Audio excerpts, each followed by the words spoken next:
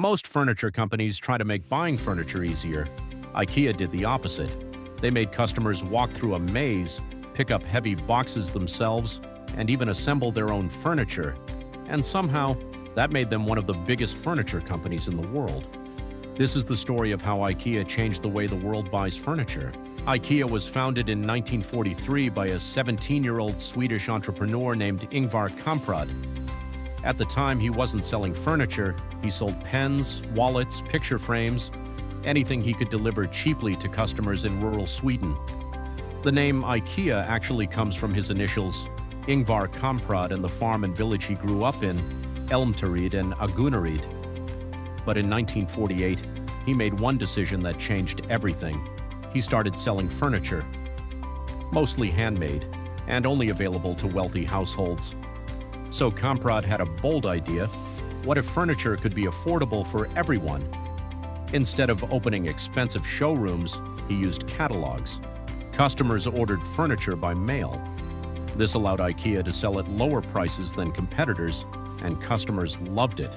Sales exploded, but success created a new problem. As IKEA grew, competitors became nervous. They pressured suppliers to stop working with IKEA. Some manufacturers even refused to sell materials to the company. This nearly destroyed the business. But instead of giving up, Kamprad made a risky move. He started designing furniture himself and then manufacturing it outside Sweden. That decision changed IKEA forever. Then came IKEA's biggest innovation, flat-pack furniture. Instead of shipping assembled tables and chairs, IKEA shipped them in boxes. Customers assembled them at home. This reduced shipping costs, storage costs, damage during delivery, and showroom expenses. It also allowed IKEA to design stores like warehouses, where customers picked up their own furniture. Most companies saw inconvenience. IKEA saw efficiency, and efficiency meant lower prices. Lower prices meant more customers, and more customers meant global expansion. But IKEA didn't stop there. They redesigned the entire shopping experience. Customers walk through showrooms like a guided path. They see fully designed bedrooms, living rooms, kitchens. Then they collect products from the warehouse themselves. Even the famous Swedish meatballs inside IKEA stores are part of the strategy, because the longer customers stay inside the store, the more they buy. IKEA didn't just sell furniture, they engineered customer behavior.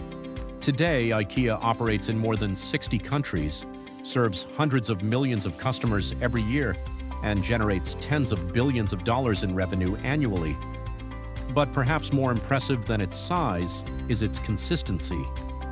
IKEA still follows the same idea it started with: affordable furniture for everyone. Most companies try to compete by improving products.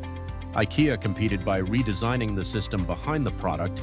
They reduced costs, simplified logistics, changed customer behavior, and turned inconvenience into a global advantage.